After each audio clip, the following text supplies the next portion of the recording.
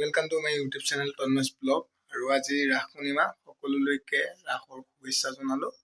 বাকি আজি নৱজাগৰণ আৰু নবাৰণ মহিলা সমাজৰ উদ্যোগত ৰাস উপলক্ষে প্ৰথম দিনা আজি ভাগৱত পাঠ আৰু ভাগৱত অনুষ্ঠান আজি ভাগৱত ঘূৰাব। সো তালে ওলাইছো আৰু মোৰ ভাৱ আছে আজি।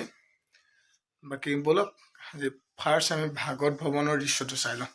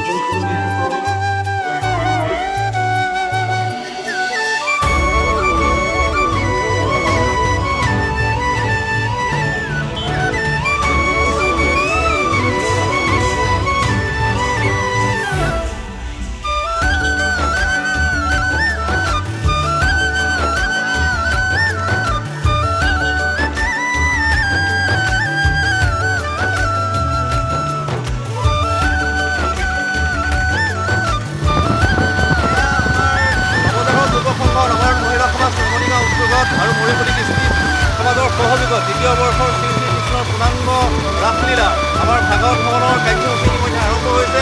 আমি সৰ্বপ্ৰথমে আমাৰ মদুৱে চুমুৱা গাঁৱৰ হৰি মন্দিৰত আমি প্ৰৱেশ কৰিমগৈ। তাৰপিছতে আমি জাপধুপ গাঁৱৰ হৰি মন্দিৰলৈ যামগৈ। জাপধুপ গাঁৱৰ হৰি মন্দিৰৰ পিছত আমি শ্ৰীমতী শিৱমন মন্দিৰ ভাগত আমি প্ৰৱেশ কৰিম আৰু তাৰপিছত আমি ৰাসলীলাৰ ক্ষেত্ৰত উপস্থিত হ'মগৈ।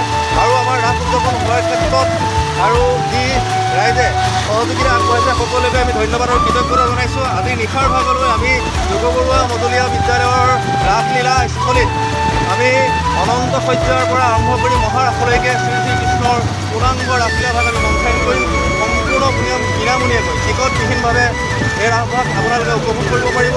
গতিকে আমি সমূহ ৰাইজক আমাৰ ৰাসলীলা ক্ষেত্ৰলৈ সভক্তিৰে নিমন্ত্ৰণ জনাইছোঁ। কৃষ্ণ